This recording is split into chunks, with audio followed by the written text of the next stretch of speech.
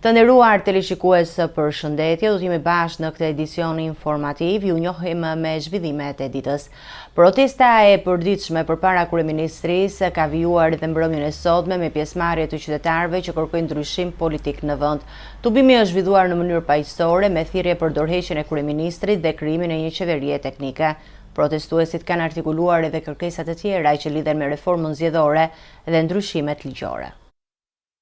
Protesta e përditshme përpara godinës së kryeministrisë në Tiranë ka vijuar edhe këtë mbrëmje, duke mbledhur qytetarë nga shtresa të ndryshme. Protestuesit janë shprehur kundër qeverisë aktuale, duke kërkuar dorëheqjen e kryeministrit Rama dhe ngritjen e një qeverie teknike që sipas tyre do të garantonte zgjedhje të lira dhe të ndershme. Protesta konsiderohet si kulmi i mobilizimit qytetar pas mbi 3 javë demonstrata të pandërprera. Gjatë ubimit janë dëgjuar thirrje me pankarta që kërkojnë ndryshime të thella politike, si dhe adresimin e problemeve që lidhen me ekonominë, korrupsionin dhe standardet e jetës.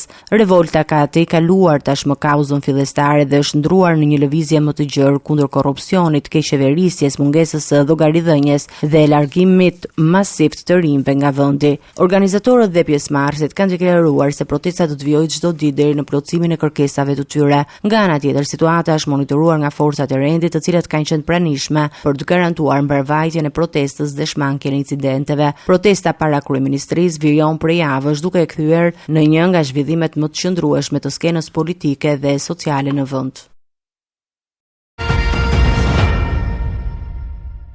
Kryeministri Edi Rama mori pjesë në konferencën për rindërtimin e Ukrainës në 2026 dhe theksoi se rindërtimi i vendit nuk mund të shtyhet deri në përfundimin e luftës. Në fjalën e tij, Rama vuri në dukje se Ukraina po rindërtohet, ndërsa njëkohësisht po mbron lirinë dhe sovranitetin e saj. Ai e cilësoi mbështetjen për Ukrainën si një investim strategjik për të ardhmen e Europës.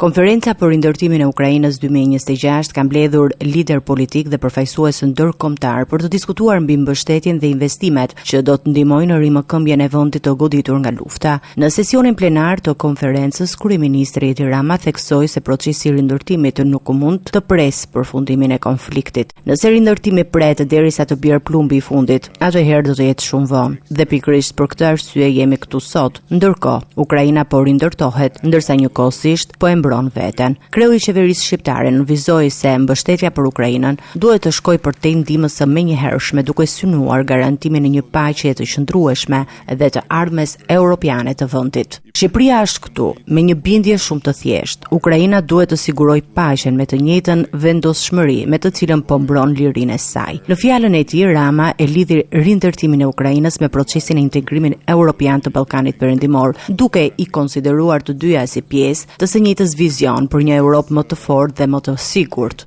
Ne shohim rindërtimin e Ukrainës dhe integrimin europian të Ballkanit Perëndimor si procese që përforcojnë njëri tjetrin. Të dyja kanë të bëjnë me plotësimin e Europës, forcimin e qëndrueshmërisë së saj dhe uljen e cënueshmërive strategjike. Kryeministri shqiptar theksoi se rindërtimi nuk duhet parë si një akt bamirësie, por si një investim strategjik për të ardhmen e kontinentit. Rindërtimi nuk është bamirësi, por strategji. Nuk bëhet fjalë vetëm për të riparuar atë që është shkatruar, po për të ndërtuar një Ukrainë demokrate, europiane, moderne dhe të qëndrueshme. Në përfundim, Rama vlerësoi rolin e Ukrainës në mbrojtjen e vlerave europiane dhe bëri thirrje për mbështetje të vazhdueshme nga partnerët ndërkombëtar. Ukraina po rindërton guximin e Europës. Europa duhet të ndihmojë me rindërtimin e të ardhmes së Ukrainës. Konferenca për rindërtimin e Ukrainës synon të mobilizojë investime dhe mbështetje afatgjat për sektorët më të prekur nga lufta, duke përfshirë energjinë, infrastrukturën kritike, logjistikën dhe sigurinë si pjesë e përpjekjeve për rimëkëmbjen dhe integrimin europian të vendit. Kryeministri i vendit Edi Rama ka reaguar sërish në rrjetet sociale lidhur me protestat e qytetarëve, duke akuzuar se ato po shfrytëzohen nga persona me agent të caktuar dhe ndikime të huaja. Ai thekson se nuk është kundër protestës, por kundër nxitjes së urrëties dhe manipulimit të saj. Deklaratat e tij kanë vijuar debatin politik në vend. Kryeministri Edi Rama ka vijuar reagimet publike në rrjetet sociale lidhur me protestat që po zhvillohen për javësh në kryeqytet. Ai ka publikuar një postim ku akuzon se në protestë janë përfshirë persona që sipas tij nuk përfaqësojnë kauzën qytetare, por agjentë të tjera. Në reagimin e tij, Rama ka shoqëruar postimin me një foto që ka bërë deklarata të forta ndaj disa figurave të përfshira, duke I lidhur ato me nxitje urrëtie me qëllime politike të jashtme.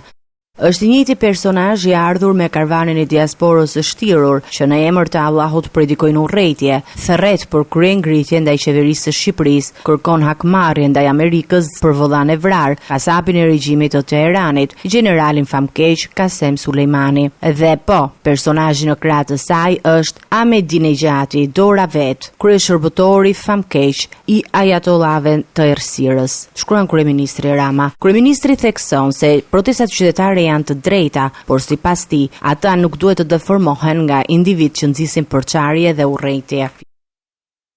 Debatet për protestën e përditshme po shoqërohen me qëndrime të ashpra mes mazhorancës, opozitës dhe zërave qytetar. Kryeministri Edi Rama ka vijuar akuzat ndaj individëve që sipas tij shfrytëzojnë protestat për agjenda të tjera. Nga ana tjetër, figura të ndryshme publike kanë reaguar duke cilësuar pjesëmarrjen e tyre si akt qytetar dhe patriotik. Debatet rreth protestave të përditshme në kryeqytet kanë vijuar të marrin vëmendje të gjerë politike dhe publike, duke thedhuar përplasjet mes palëve. Kryeministri Edi Rama ka reaguar sërish në rrjetet sociale, ku ka akuzuar persona të caktuar se po përpiqen të përfitojnë nga protestat me agjenda të fshehta. Ai publikoi dhe një foto të një qytetari duke I shoqëruar me komente të ashpra ndaj saj dhe duke theksuar se protesta nuk mund të tolerojë sipas tij nxitje të urrëties ambultikime të huaja. Ndaj këtyre deklaratave ka reaguar Iqbal dhe Berisha Huditi, për të cilën është vendosur edhe mas ndalimi hyrjeje në vend për 15 vite. Në një reagim publik, ajo ka theksuar se pjesëmarrja e saj në protest nuk lidhet me interesa personale, por me motive qytetare dhe patriotike. Dalja ime në protest nuk ka motive përfitimi, por motive patriotike dhe qytetare. Unë jam bi e një familje shqiptare dhe kam kaluar shumë sprova, pa drejtësi dhe vështirësi në jetë. Pikërisht për këtë arsye nuk mund të hesht përballë padrejtësive që prekin popullin tim. Edhe sikur trupi im të mos jetë më një ditë, fjala dhe zëri im do të vazhdojë të jenë në shërbim të së vërtetës, drejtësisë dhe dinjitetit njerëzor. Unë nuk dal në protestë nga urrëtia ndaj askujt, por nga dashuria për popullin tim dhe nga bindja se çdo qytetar ka të drejtë të ngrejë zërin kur mendon se po cënohet interesi publik. Huditi thekson se nuk del në protestë nga urrëtia, por dashuria për vendin. Unë jam shqiptare dhe ndihem përgjegjëse për fatin e kombit tim. Nuk mund të fleqet kur shoh probleme që prekin shoqërinë tonë. Besoj se njeriu vlen ai sa shqetësohet për hallet e të tjerëve dhe ai sa përpiqet të kontribuojë për të mirën e përbashkët. Huduti ka bërë thirrje gjithashtu për dialog dhe respekt ndaj qytetarëve, duke theksuar se pozitat janë amanet dhe përgjegjësi, ndërsa ka nënvizuar se kërkon paqe dhe drejtësi dhe një Shqipëri më të mirë për të gjithë. Protestat e përditshme përpara kryeministrisë vijojnë për javësh, ndërsa debati politik dhe publik për to mbetet I ndezur me qëndrime të kundërta mes qeverisë, opozitës dhe protestuesve. Socialistët kanë votuar kundër kërkesës së Partisë Demokratike për një debat të posaçëm në kuvend mbi protestat dhe rezolutën e Parlamentit Evropian. Mazhoranca ka rrëzuar gjithashtu edhe kërkesën për interpelancë me kryeministrin Edi Rama. Debati është shoqëruar me përplasje politike dhe akuzat të ndërsjellta mes palëve. Mazhoranca socialiste ka rrëzuar në kuvend kërkesën e opozitës për zhvillimin e një debati të posaçëm parlamentar lidhur me protestat qytetare dhe qëndrimet e Parlamentit Evropian për Shqipërinë. Po ashtu është hedhur poshtë edhe kërkesa për interpelancë me kryeministrin Edi Rama. Në lidhje me kërkesën e Partisë Demokratike për mocion me debat mbi raportin e PS për Shqipërinë, kreu I grupit parlamentar socialist Auland Balla tha se iniciativa nuk është paraqitur sipas rregullores, por shtoi se mazhoranca mbetet e për diskutim në kuvend. Nuk kërkohet me mocion me debat. Kërkohet me mocion dhe merrni procedurë verbale. Kërkohet me mocion mos besimi. Instrumentin e keni, kushtetutën e keni, mblidhni 28 firma, vini dhe kandidati, po keni kroqe dhe një pjesë tjetër, edhe hajde ta marrim shërtim. Debati në kuvend është shoqëruar edhe me qëndrime për kërkesat e protestuesve, përfshir idenë e kufizimeve të mandateve të kryeministrit, të cilën Balla e konsideroi si çështje që vendoset vetëm nga vota i qytetarëve. Po në rastin e Republikave Parlamentare, kufizimin e mandateve ta bën vetëm vota e popullit, nuk ta bëjnë rregullat në kushtetutë. Kështu që në këtë këndvështrim mos u lodhni kot thuaj atyre, sepse kushtetutën e kemi 3, Republikën e kemi 3 dhe nuk kemi në kushtet për të ndryshuar formën e organizimit të shtetit shqiptar. Gjatë deklarimeve të tij, Balla ka përsëritur edhe akuza për përfshirje të faktorëve të huaj në protestat qytetare, duke përmendur në mënyrë të tërthort ndikimet nga Irani. Nuk ka asnjë dyshim që Dritan Goxhaj punon për regjimin iranian. Prej disa javësh, qytetarët protestojnë çdo mbrëmje përpara kryeministrisë duke kërkuar ndërheqjen e kryeministrit Edi Rama dhe ngritjen e një qeverie teknike, ndërsa opozita ka kërkuar që kërkesat e tyre të trajtohen në kuvend përmes një debati të posaçëm dhe interpelancë. Partia Demokratike nga ana tjetër akuzon shumicën socialiste se ka refuzuar pa argumente kërkesat për debat parlamentar mbi protestat qytetare. Kreu i grupit parlamentar Demokrat Gazmend Bardhi tha se kuvendi po injoron një çështje që ka marrë vëmendjen ndërkombëtare. Ai hodhi poshtë edhe sfidën e Taulant Ballës për mocion mosbesimin ndaj qeverisë. Partia Demokratike ka reaguar pas rrëzimit në konferencën e kryetarëve të kërkesës së saj për zhvillimin e një mocioni me debat lidhur me protestat qytetare që vijojnë për javësh në vend. Kreu i grupit parlamentar Demokrat Gazmend Bardhi deklaroi se mazhoranca nuk dha asnjë argument bindës për refuzimin e kërkesave, duke theksuar se protesta ka tërhequr vëmendjen e institucioneve dhe parlamenteve europiane, ndërsa sipas tij kuvendi i Shqipërisë ka zgjedhur ta injorojë atë. Është fakt i njohur botërisht që protesta e qytetarëve shqiptar ka marrë vëmendjen e disa parlamenteve europiane. Protesta e qytetarëve shqiptar ka marrë vëmendjen e eurodeputetëve në seancën e fundit plenare të Parlamentit Evropian. I vetmi parlament në rrezullin toksor që nuk i ka kushtuar asnjë vëmendje shqetësimeve të qytetarëve për 26 ditëve në shesh është Parlamenti i Shqipërisë. Të 3 kërkesat janë refuzuar sot në konferencën e kryetarëve pa asnjë argument nga përfaqësuesit e mazhorancës dhe me gënjeshtrën e tyre se ne po tentojmë të bëjmë rolin e zëdhënësit të protestuesve.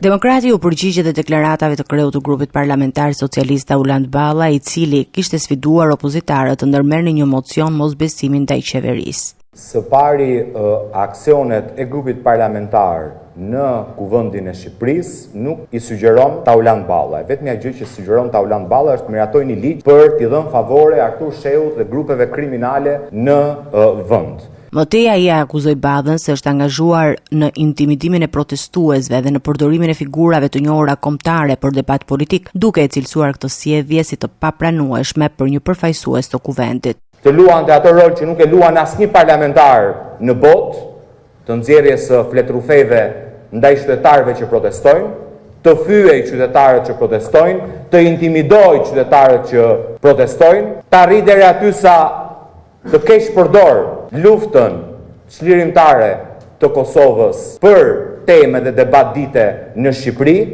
të keq përdor figura kombëtare, siç ishte rasti i djeshëm i Ali Ahmetit me gënjeshtra dhe brotshkulla në raport me qytetarët, që ishte një rrezik. Ishte shqetësuar shumë i nderuar i miku i Shqipërisë Ali Ahmeti për rrezikun që po i vinte shqiptarëve nga shqiptarët që protestojnë. Detyruan djalin e Hashim Thaçit të vinte se kishte nevojë Edi Rama për një foto. Debati vjen pasi konferenca e kryetarëve vendosi të mos miratojë kërkesën e Partisë Demokratike për mocion me debat mbi protestat, duke ja kaluar vendimarrjen përfundimtare seancës plenare të kuvendit, ndërkohë opozita këmbgul se çështja duhet të trajtohet me prioritet, duke argumentuar se kërkesat e protestuesve kërkojnë një përgjigje institucionale dhe parlamentare.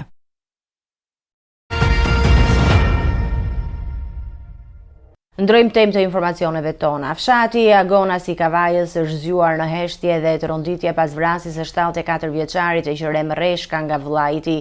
Shkaki i ngjarjes dyshohet të ketë qenë një konflikt i hershëm për tokat bujqësore dhe përdorimin e një rruge kalimi. Autori i dyshuar 76 vjeçari Muhamed Reshka është arrestuar dhe ka pranuar krimin para hetuesve. Një konflikt familjar i mbartur prej vitesh është kthyer në një tragjedi të rënë në fshatin Agonas të Kavajës, ku mbrëmjen e së mërkurës humbi jetën 74 vjeçari Qerem Reshka, i goditur me thik nga vëllai i tij. Një ditë pas ngjarjes në fshat micotron heshtja, banorët dhe familjarët shfaqen ende të tronditur nga ajo që ndodhi mes dy vëllezërve, shtëpitë të cilëve ndodhen vetëm pak metra larg njëra tjetrës, të ndara nga rruga e fshatit. Pranë vendit të krimit ndodhet ende zetori që drejtohen nga viktima, i ngarkuar me bar për duke mbetur dëshmia e fundit e një jete të ndërprerë tragjikisht. Sipas të dhënave paraprake, në qendër të konfliktit ka qenë prej vitesh ndarja e tokave bujqësore sipas ligjit 7501. Kohët e fundit mosmarrveshjet ishin përqendruar te përdorimi i një rruge kalimi përgjatë parcelës së autorit të dyshuar. Viktima kishte nisur të përdorte këtë rrugë mezetor pas hapjes së një kanali vaditës në tokën e tij, çka kishte rikthyer tensionet mes dy vëllezërve. Mbrëmjen e kaluar, konflikti verbal ka degraduar në dhunë fatale. Gjatë një përballje pranë tokave bujqësore, 76 vjeçari Muhamed Reshka dyshohet se ka goditur me thik vëllain e tij duke i shkaktuar plagë vdekjeprurëse. Policia ka arrestuar autorin e dyshuar menjëherë pas ngjarjes. Sipas burimeve hetimore, ai ka pranuar autorsinë e krimit dhe ka shprehur pengesë për veprimin e kryer. Në cilësinë e provës materiale është sekuestruar edhe arma e ftohtë e përdorur në ngjarje. Ndërkohë, grupi hetimor vijon punën për zbardhjen e plotë të rrethanave dhe dokumentimin ligjor të kësaj tragjedie familjare, që i ka dhënë një fund të përgjakshëm një konflikti të hershëm për pronën.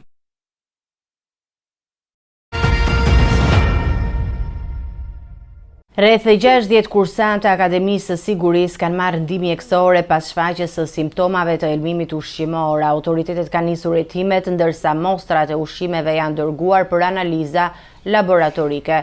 Kompania e cateringut ka mohuar përgjegjësinë duke ngritur dyshime për konsumim ushqimesh të sjellura nga jashtë.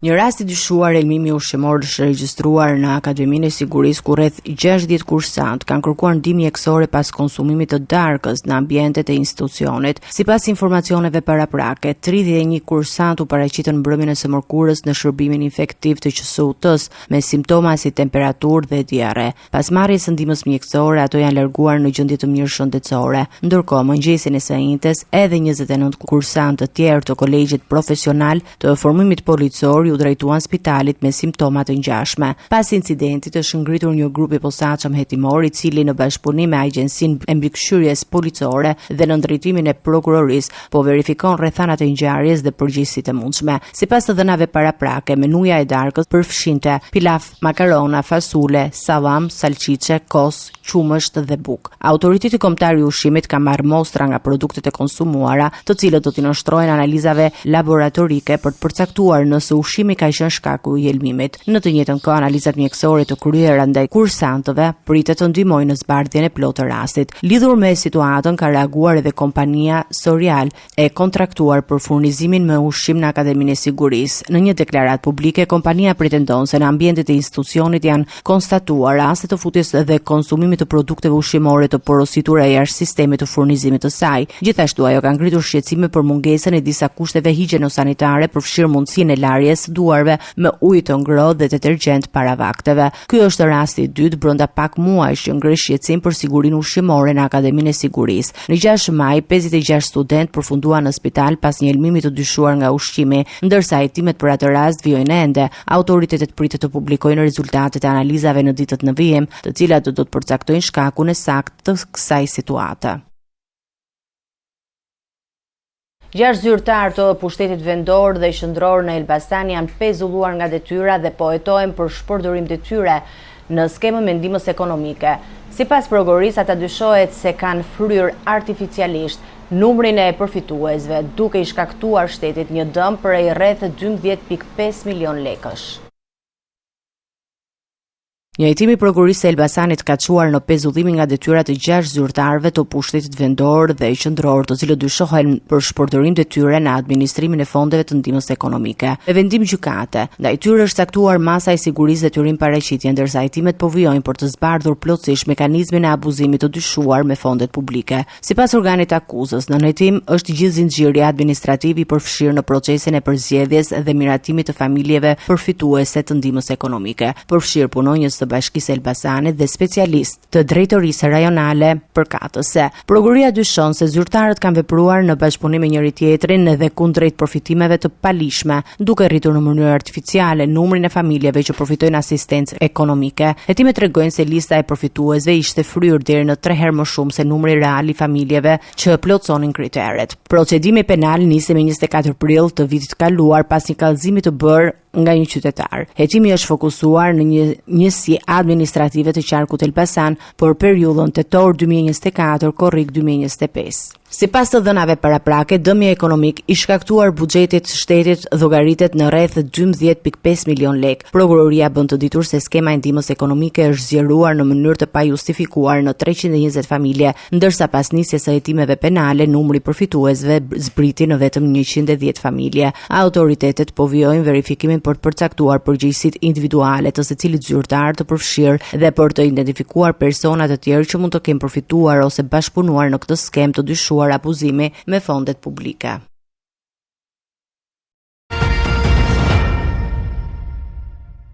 Eci me të tjera zhvillime, presidentja në detyrë e Kosovës Albulena Xhiu ka deklaruar se nuk do të jetë kandidate për postin e presidencës së vendit. Ajo theksoi se prioritet mbetet arritja një marrëveshje politike për zgjedhjen e kreut të shtetit dhe funksionimin e institucioneve pas certifikimit të rezultateve zgjedhore. Presidentja në detyrë e Kosovës Albulena Xhiu ka bërë të qartë se nuk do të karojë për postin e presidentes së Republikës së Kosovës. Në një deklaratë, Xhiu tha se procesi politik duhet të fillojë me certifikimin e rezultateve zgjedhore dhe më pas takimeve me partitë për të arritur një marrëveshje konsensuale për institucionet e reja. Po presim fillimisht që të ndodhë certifikimi i rezultateve, pas certifikimit patjetër që do të ketë takime me partitë politike dhe uroj që të gjejmë një konsensus në mënyrë që Kuvendi i Republikës së Kosovës ta votojë presidentin me mandat 5 vjeçar. Ajo shtoi se prioriteti kryesor mbetet konstituimi i kuvendit dhe zgjidhja e qeverisë së re, duke ndjekur të gjitha procedurat kushtetuese. Le ta konstituojmë kuvendin, le ta zgjedhim qeverinë dhe menjëherë kryetari apo kryetaria e re e kuvendit do të ketë drejtën kushtetuese që ta mandatojë kandidatin për kryeministër të vendit. Xhiu u ndal dhe të pjesëmarrja e mundshme e Kosovës në samitin e NATO-s që pritet të mbahet në Turqi, duke thënë se ende nuk ka një vendim përfundimtar. Ende jemi duke marrë informacione për këtë. Sipas saj, pas certifikimit të rezultateve do të zhvillohen konsultime të gjëra politike për të garantuar stabilitet institucional dhe vazhdimsi të proceseve shtetërore në Kosovë. Ishte gjithçka e përgatitur në këtë edicion informativ. Ju falemnderit për vëmendjen tuaj. Bashkë miru takofshim në edicionin e ardhshëm.